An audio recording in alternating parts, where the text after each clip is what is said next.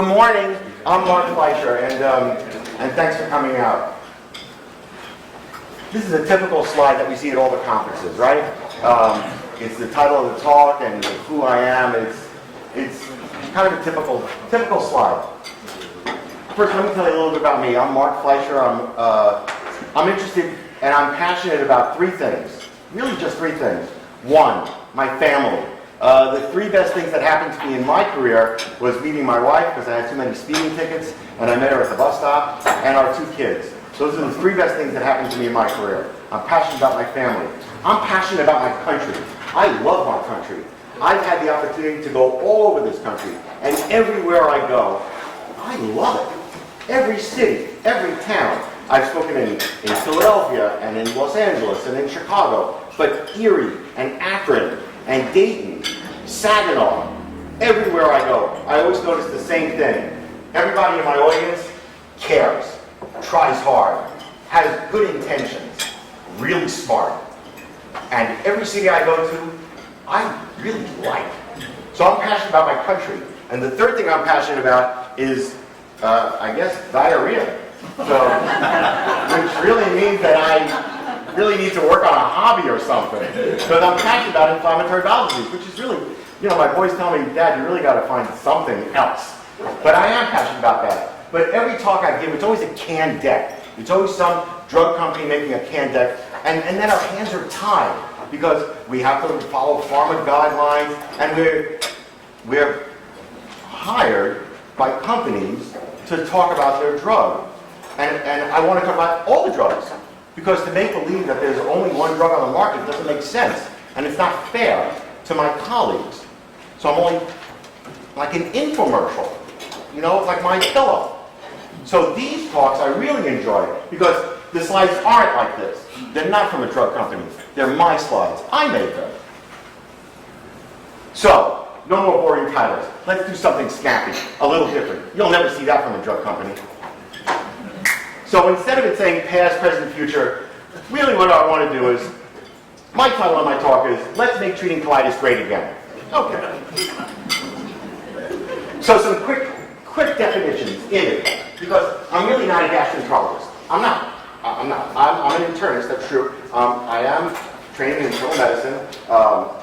Everyone always talks about where they're from and what they did. I'm from New York City. I went to PS 236. Went to Roy Mann Junior High School. My academic highlight was when I was in 11th grade at Fleisher High School, and it's been downhill ever since.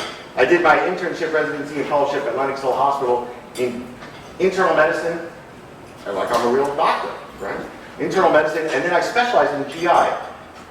But I'm really not a gastroenterologist. I'm an immunologist.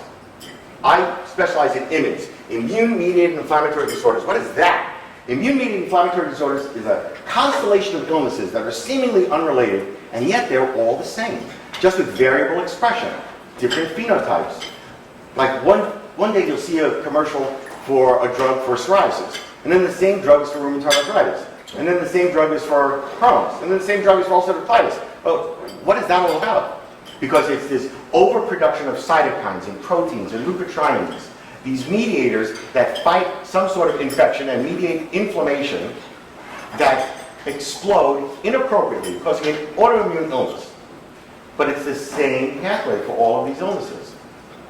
So when my patients say to me, well, I say to them, you need to do something to modulate your immune system.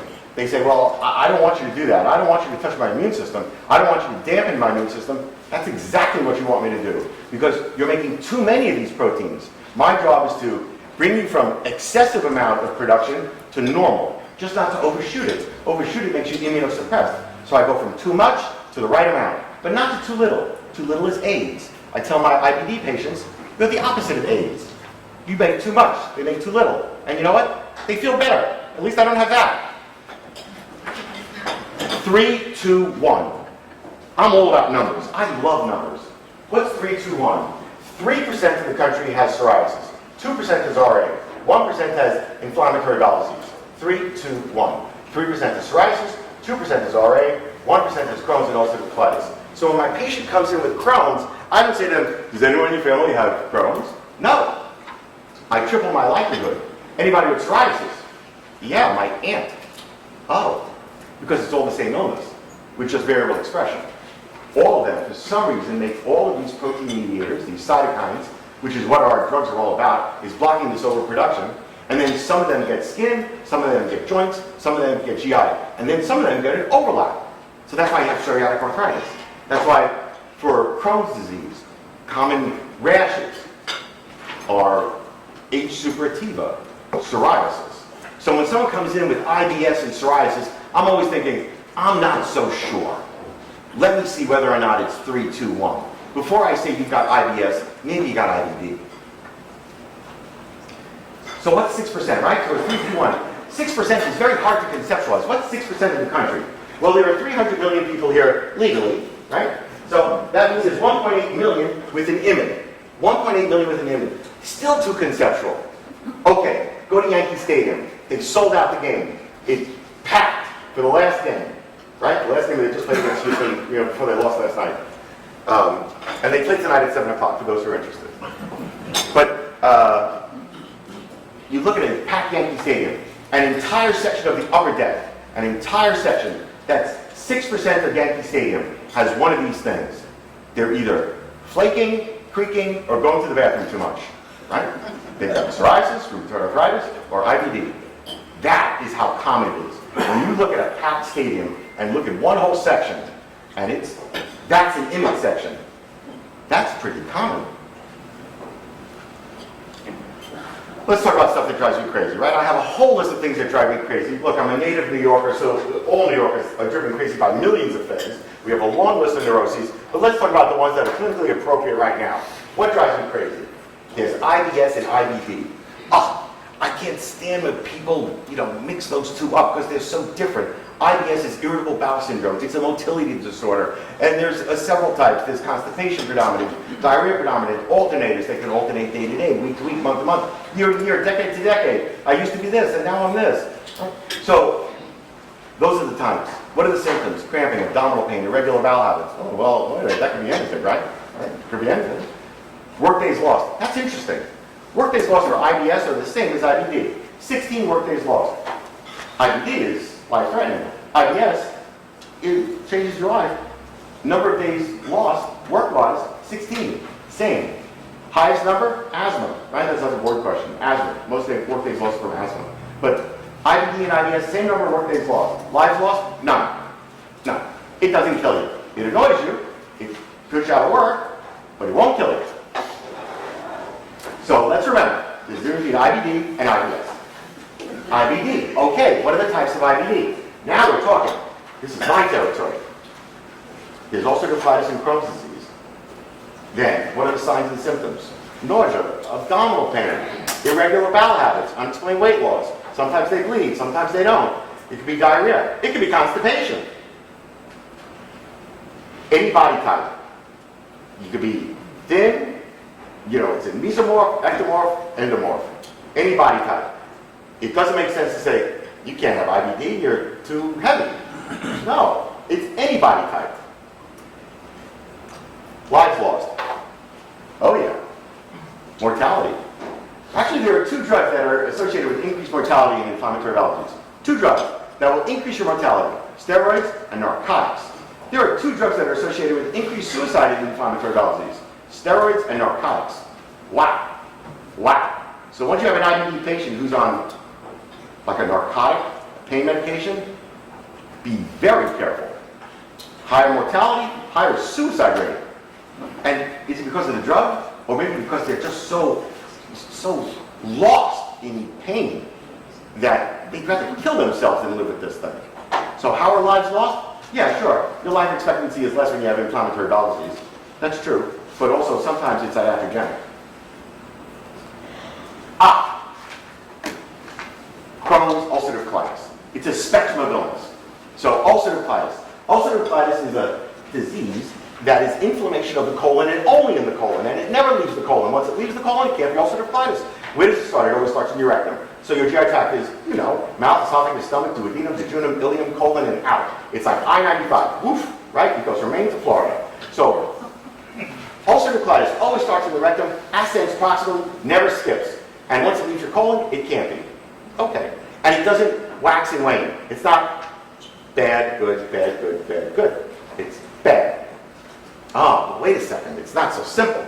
Because what if you scope someone and it looks bad, it looks good, it looks bad, it looks good? So, well, that's got to be Crohn's, because Fleisher said it's confluent. But it turns out that there's poor correlation between what you see endoscopically and what you see histologically, which is why when someone gets scoped, I don't really care what the red is. I know the red is inflammation.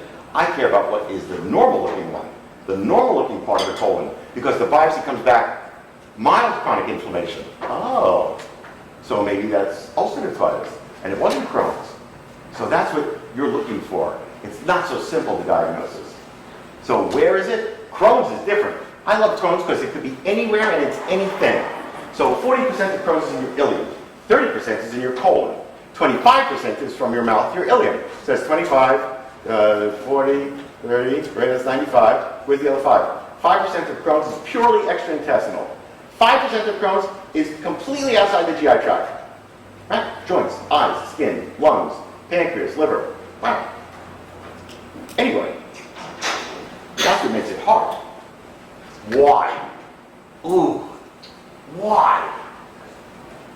Well, so what happens is there's some sort of inciting event, something in your GI tract. Whether it's occupational, environmental, some sort of infection, we don't know what it is, but there's some inciting event. So lymphocytes are activated, right? They're activated, and they're rolling along the endothelial cell, they're rolling along the blood vessel, and then they have these ligands, which are Mickey Mouse ears. So these ligands are looking for receptors. Those receptors are along the lining of the endothelial lining of the red blood of the blood vessels. So these lymphocytes are rolling along. They have these Mickey Mouse ears, these ligands, and then they find the receptor in the small bowel, and then they enter. And then the lymphocytes degranulate, and they make cytokines and leukotrienes and natural killer cells and T helper cells and T suppressor cells. They make everything, memory cells. And they make the proteins like interleukin 7, 4, 17, 12, 23, TNF. It's an explosion. And then it stops. That's an appropriate immune response. What's going on in IBD? The lymphocyte recruitment continues. And then the explosion continues, and the arborization continues.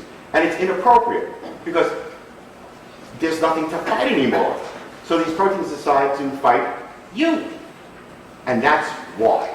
So all these drugs that we're talking about now, it's all about tinkering with the immune system. I'm not a gastroenterologist. I'm just an immunologist. When? Who? Men and women equal. Boys, girls equal. Age, population. Anywhere from late teens, early 20s, mid-40s, mid-50s. The oldest I've seen with de novo inflammatory bowel disease was 89 years old. The youngest was 3 months. 3 months. It's any age, any body. Treatments. Right? Now what else? What about surgery? Oh gosh. Our job is to keep them away from the surgeon. Why? Because once they have surgery, let's say they have Crohn's disease, they have an ileal resection. If they're not on any medications, they have a 60% re-resection rate in 5 years. It's not that you're going to get sick. You're going to be in the OR. 6 out of 10 within 5 years. I have ulcerative colitis. Oh, just take out my colon and make a J pouch like a big lump of small intestine and attach it to my anus, and I'll be good. Really? You sure? I don't know about that. Because once you have a J pouch, here's what happens. You have a 60% chance that you'll develop inflammation of your rectum. That's pouchitis. That's number one. Or you have a 60% chance where you'll have incontinence at night. Wow, so instead of an ostomy bag, they got a diaper. Oh my God. That's not what we're about. So that's why we keep them away from surgeons. We draw our best. Now, when you need surgery, you go. Indications for surgery, absolute indication is a failure of medical therapy. That's when you're in the ICU and you've got 5 IVs dripping in you, and we're giving you the kitchen sink, and you're dying. You're bleeding to death. You have cancer. Colon's got to go. That's fine. But everything else, that's our territory. How do we know how well drugs work? So drug reps come in, right? They give us they bring in their Panaras, and they torture us for 15 minutes, and we just want to relax, right? And they hit us with these folders and stuff. and they're giving us information, and you don't even know how to evaluate the information. So here's how to evaluate information. Stuff we did in medical school, but you remember this stuff. The therapeutic gain, absolute reduction of risk, number needed to treat. What are these numbers? You give 1,000 people a drug, you give 1,000 people a Twinkie, because Twinkies work. Twinkies work anywhere from 65%, 25 to 65% is a typical placebo rate. So you give 1,000 people a drug and 1,000 people a Twinkie. And I don't know what you got, and you don't know what you got. So it's double-blinded. And it's perspective. We follow you from here, there. We're not looking over our shoulder, because that's memory bias, or allocation bias, or just bias. But we look forward, so it's a perspective, double-blinded, placebo-controlled trial. And then we subtract drug versus placebo. How many people responded to the drug, and how many people responded to Twizzler? And that is the therapeutic gain, or the absolute reduction of risk.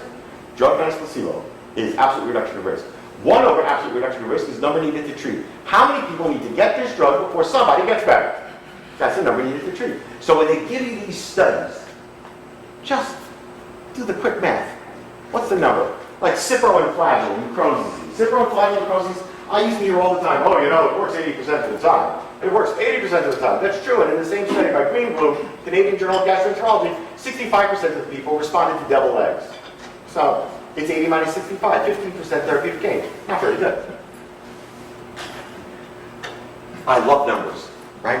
And unlike pharmaceutical industry slides with all that crazy stuff, my audiences are so smart that I don't need to inundate them with thousands of graphs.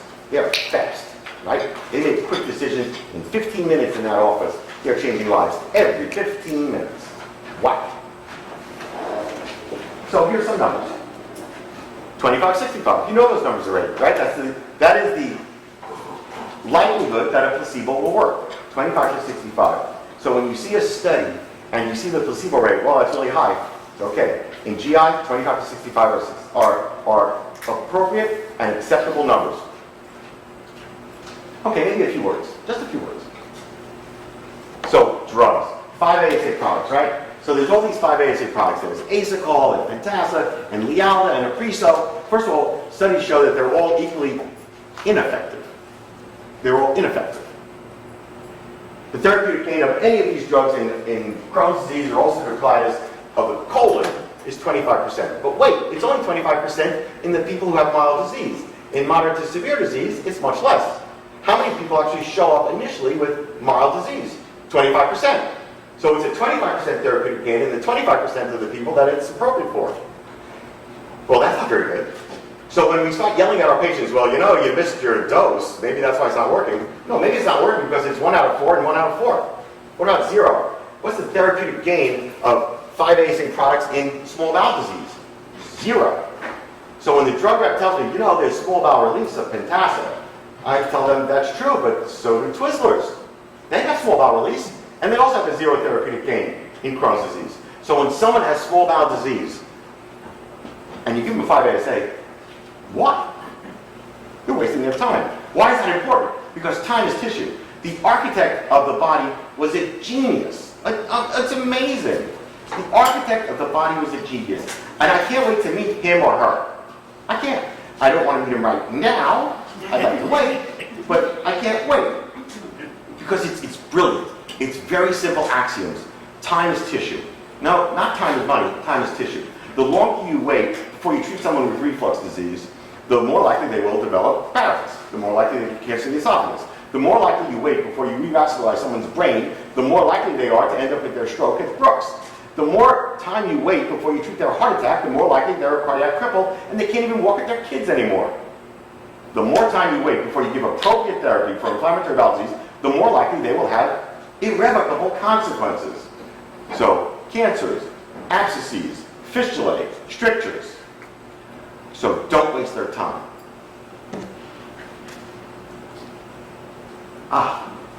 Nostradamus.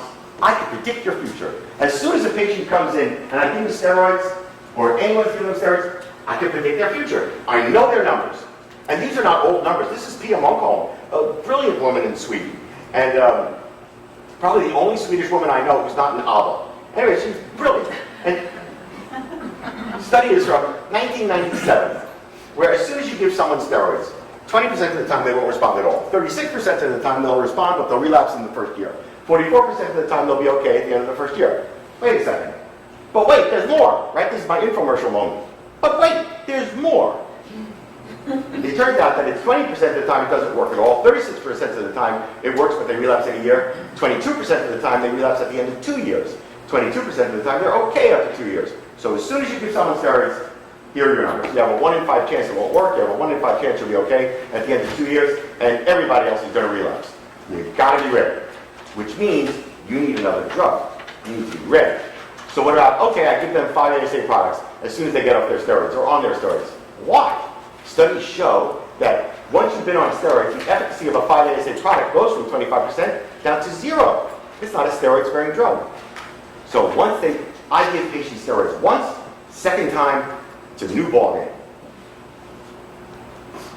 Okay, so what are the drugs available? Immunotherapy. Immunotherapy, that's 6-MP, azathioprine, methotrexate. How often does it work? Around 35% of the time. But there are problems with these drugs. First of all, methotrexate, after 10 years, you don't know what you're doing to their liver. There could be irrevocable toxicity to their liver. That's number one. Also, you can't give it to people who want to have kids. Like women who want to have kids, it's not just that, it's about fertility and fecundity. Can they make an egg? Can they implant an egg? So it affects, if a patient is fertile, and my favorite word, because I'm from Brooklyn, fecund, if someone is fertile and fecund, well, that drug, you better be careful. Because fetal abnormalities, spontaneous abortions, spontaneous miscarriages. 6-MP, oh boy, 6-MP, oh my gosh. Well, 6-MP works 35% of the time. It takes 4 to 6 months to work. 4 to 6 months, oh my gosh, come on. 4 to 6 months? And then it only works 35% of the time. 35% of the time, side effects, nausea, vomiting, fever, hair loss, pancreatitis, hepatitis. That's 6% of the time. The largest study and the longest study was 757 patients over 27 years. Authors were Colitis and me. Right. So, but what else was in that study? Cancer. So the relative risk of cancer in the general population is 1. In inflammatory bowel disease, it's 1.1. Once you give them azathioprine or 6-MP, it's 4.4. Whoa! You just quadrupled their risk for cancer. 1, 4, 4? Uh-oh. That's pretty heavy-duty stuff. And then we thought they were so smart because we found an enzyme, the enzymatic ability to break down 6-MP. The enzymatic ability tells us whether or not it will cause liver toxicity, whether it will drop your white count, because it will cause a nadir sepsis and can kill you. And it can. And it can. So we found this enzyme, TPMT, and then we're comfortable with it. And we're checking these enzymes, we're checking these levels, and we're very fancy because, you know, we're so arrogant because we know it all. And then what do you know? We find another enzyme. We found another enzyme that can cause a nadir with 6-MP administration at any time during therapy. Oh my gosh. So how often do I check their blood count? Every hour? I don't know. Maybe there are safer drugs. Maybe there are better drugs. And then how do we compare these numbers, right? It's 35%. Sounds pretty good, because the other drugs are going to be like 30%, 35%. But 6-MP studies were only in people who had failed steroids and 5 ASAs. Now we get to the biologics. Those are people who have already failed 6-MP, steroids, and 5 ASAs. So it's a different population. It's a skewed population of people who have already failed everything else. So even though the number may be the same, it's who was tested. Who was in the study? If I'm a boxer and my record is 35-0, and all I did was beat up a bunch of 4th graders, I'm not very tough. But if I'm 35-0 and I fought Mike Tyson 35 times while he was on crack, I'm pretty good.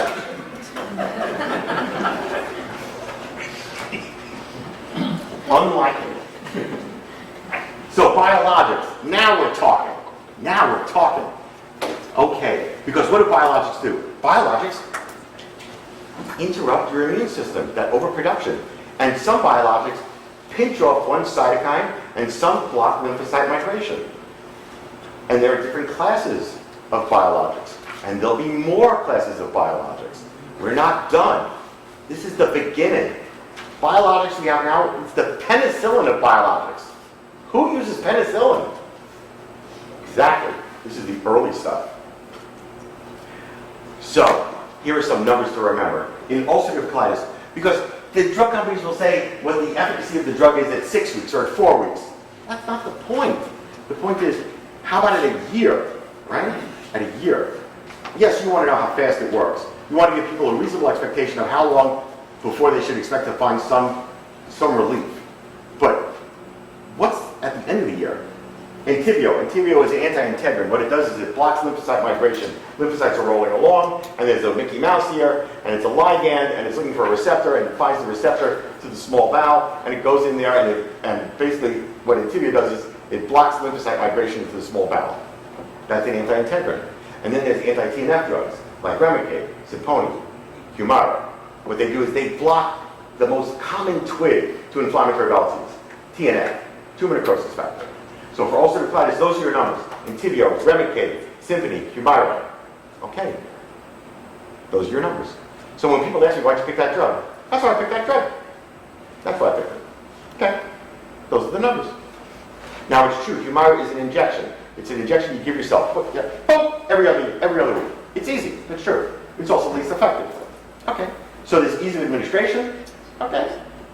But, it's a half to a third of what's the best on the market. It's up to you. Right? Our job is to give you the risk, benefits, and options. I can't tell you what to do unless you say something crazy. If you tell me I want to be on ginkgo biloba, I'll roll my eyes like I'm post-ictal, and then I'll say, come on. That's that endearing warm moment in my office. Come on. Crohn's disease. Harder to treat. It is harder to treat. The numbers are worse. They are. Crohn's is tough, relentless. So are we. I love it. Entyvio, blocking lymphocyte migration, 24% at a year. And then you have Remicade and Stelara. Stelara is different. It blocks just IL-12, 23, P40. So it's blocking one different cytokine. So we have a drug that blocks lymphocyte migration. We have a drug that blocks TNF. We have a drug that blocks 12-23. Okay. So there's all these different cytokines that we can pick off or main branch. And then there's Humira, 24%. Wow. And then there's Cimzia, which is 7, which in my mind, I have no idea how they got FDA approved. I don't know. 7%, 7%, what are you kidding? That's nothing. That's nothing. It's close to nothing. So, Humira, 24%. Wow, you can say 24%, that's pretty good. But I put a couple stars there, because you got to always look at the studies, right? Oh, gosh. They make good drugs, but they're really good at detailing us, but not giving us the details. How do they get 24%?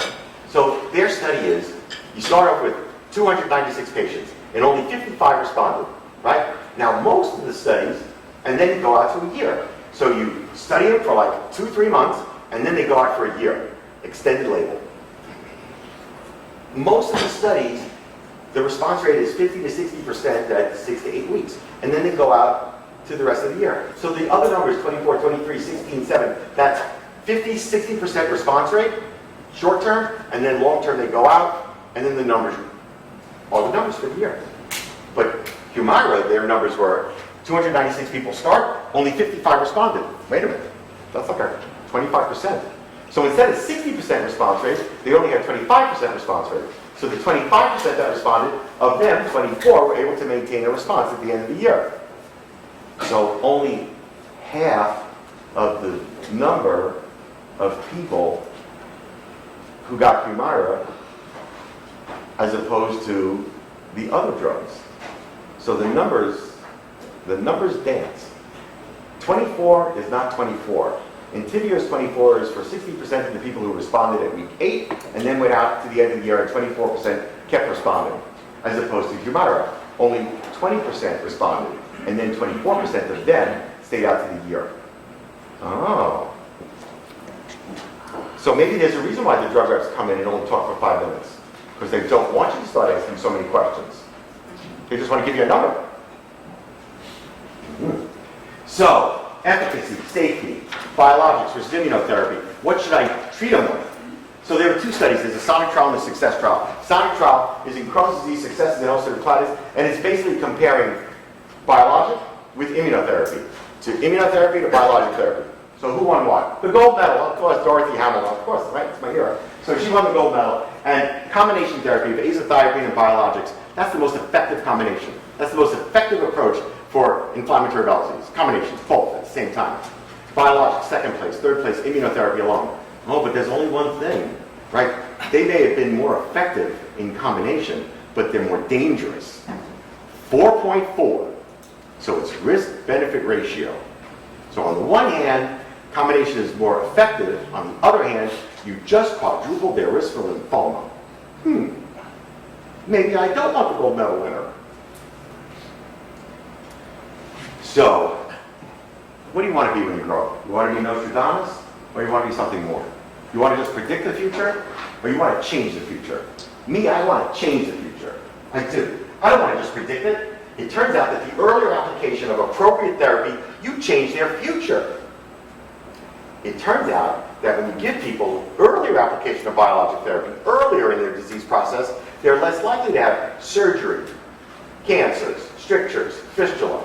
So it's not just changing their present, but the earlier application of appropriate, not aggressive therapy. I hate when people say this is aggressive therapy. Oh my God, my tie is aggressive. But my application of appropriate therapy, I am not aggressive. I'm just well read. So, it turns out there's a study from Subakubikasan and Emery where he gave a bunch of kids Remicade therapy early on in their disease, after having had steroids once. And then he gave other kids standard, conventional, archaic therapy. He gave them that stuff once they had steroids once. And the graph, number of hospitalizations for the kids who didn't get biologic therapy early on, as opposed to this part. Surgeries, less with earlier application. So when you have a patient who comes on and off steroids, and they're doing steroid mambo, you should look and say, where's your biologic? Right? They should be on it. Less surgery, less hospitalization, less work days lost. So, I'm really not an immunologist, right? I'm actually a lawyer, right? Oh my God, that'll empty your room, right? No, I'm not one of those dysfunctional brothers of Harold and Johnson and Farrah and Farrah. I'm not that. No. I'm just Mark Fleisher. But my job is to present a case. Right now, all we do is tangential, circumferential, and inferential. And what does that mean? Well, we're ordering drug levels and antibody to drugs, but we don't even know we're giving the right drug in the first place. Is this truly the fruit of the poisonous tree? Someone comes in with pneumonia. You give them Flagyl. Flagyl for pneumonia? Let's check their Flagyl level. They didn't get better. Wait a minute. But their Flagyl level is low. Give them more Flagyl. Developing antibodies to Flagyl. Who cares? Flagyl's not for pneumonia. It's like saying we need more cowbell. It doesn't matter. But on the other hand, what can we do? Actually, you know what we do? We actually measure their TNF level. We measure their IL-12 level. And we can predict whether or not we're giving you the right drug in the first place. So forget about their TNF, their anti-TNF levels, their Remicade levels, or their Humira levels, or their antibodies to Remicade. Let's see, is that the right drug in the first place? So if your TNF level is less than 20, I'm wasting your time with an anti-TNF, because that's not your issue. If you have an IL-12 that's off the chart, that's your drug. Got it. Okay. So actually, we're not measuring just antibodies to medications, or even medication levels. We want to know, are we giving you the right drug in the first place? Because as our armamentarium increases, we can not just pick off cytokines, but stop lymphocyte migration and pick the right cytokine to fight. So, what did we review? Past, present, future. You know what the future is? Oh, the future is going to be really cool. The future is we've got so many drugs for all the different cytokines that we are going to make you design your drugs. We're going to measure your cytokine levels, probably quarterly. And then based on what your cytokine profile is, we'll adjust what you get. Because it turns out that there's something called mechanistic deviation, which is a biofeedback mechanism, where you block one cytokine, and that one is dampened, and you don't have any more of it, but others start flying. That's why people flare. They don't have antibodies to the drug. They've got enough drug. They don't need more cowbell. You need to find out which is the cytokine of the quarter that's a problem. And that's where we're headed. Multiple biologic therapy, where we start with giving them, stopping lymphocyte migration. That's their primer. But why does it work 100%? Why doesn't lymphocyte migration inhibition work 100% of the time? Because there's more than one Mickey Mouse here. There are dozens of Mickey Mouse ears on every lymphocyte. So we just block one, but not all of them. So some of them leak through, right? And then the cytokines explode. But they change quarter to quarter. That's where we are. We're there. Multiple biologics. Every time I heard, oh, I don't want to start this early, I want to save my big guns. Oh, that was wrong. And I knew it was wrong. The earlier application of appropriate therapy is what's right. And now when you hear, oh, well, I don't really want to combine biologic agents. Wrong. We're already doing it. We do that at our clinic. We're doing it. This number is 100%. What is this number? I can guarantee you that everyone in this office, in this audience, is appreciated 100% of the time. You don't maybe get a lot of positive feedback. Maybe you don't. Maybe just at home, right? Which is nice, right? I get positive feedback at home, but you don't get a lot of positive feedback. You don't get a lot of thank you notes. You can hold your thank you notes maybe in a shoebox, size 4. But it may not be written and it may not be said, but I can tell you that you're important to our practices, to our patients, and to this country. So, thank you and enjoy every moment. Good morning.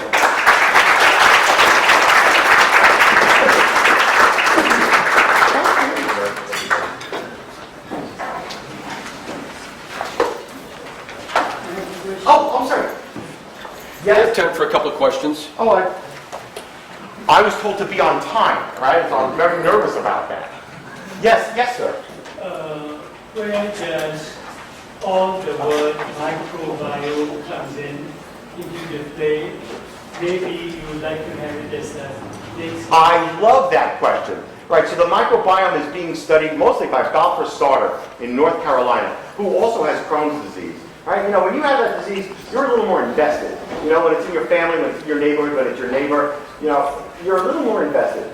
But microbiome, because everyone's talking about like probiotics, right? They talk about probiotics, and they want to recolonize the microbial system. But it turns out that the only probiotic that's ever been shown to be effective is BSL-3. That whole Align stuff on TV, that's a canard that's being perpetrated upon the public. It's $1 billion thing. Certainly I trust you more than Jamie Lee Curtis. I think you're better read. But nevertheless, the only time that BSL-3 has been shown to be effective is in pouchitis or ulcerative. Oh my gosh. And then, sorry, I'm still on high alert. Sorry. So, but as far as the microbiome is concerned, I think that we are headed in an area where we'll be combining therapy to change the microbiome and also giving biologic therapy. It will be combination therapy. Yes, it will be. Yes, sir. It's difficult enough to get insurance companies to pay for one biologic agent. Uh-huh. How are you going to get them to pay for two biologics? Boy, that's an amazing question, because my experience is the insurance companies are really caring about their patients, and they only want them to have good health, and they're always helpful, and they're in such good dialogue with the doctors. That's my experience. But you know, my partner Peter Pan and I, that was our experience. So I know exactly what you're saying. Oh my gosh, you know, it's funny because I love that, because that is the real world. But I don't. There are people who are theorists, and they theoretically, you know, oh, we need to do this, and we should do this, and I wish we could do this, and they live in the conditional tense. And I'm not like that. I'm a pragmatist. Tell me your crazy rules, and I'm going to get you the drug. I'm going to get you the drug. When Remicade first came out, this is, all right. When Remicade first came out, it was indicated for one shot. Now that's so stupid, right? Because if I don't take my blood pressure pill on an ad hoc regimen, I take it every day, because otherwise my head will explode, right? So it's every day, it's continual therapy. Same thing with IBD, you have to take it all the time. You have to take it every 8 weeks for Remicade therapy. When it first came out, Blue Cross Blue Shield and Aetna and, you know, Cigna and whatever, they all said, you know, it's one shot, that's it. And I said, that doesn't make sense. This is continual therapy for lifelong illness. And they said, well, you're only going to get it once. I said, fine. And I admitted them, 23-hour observation.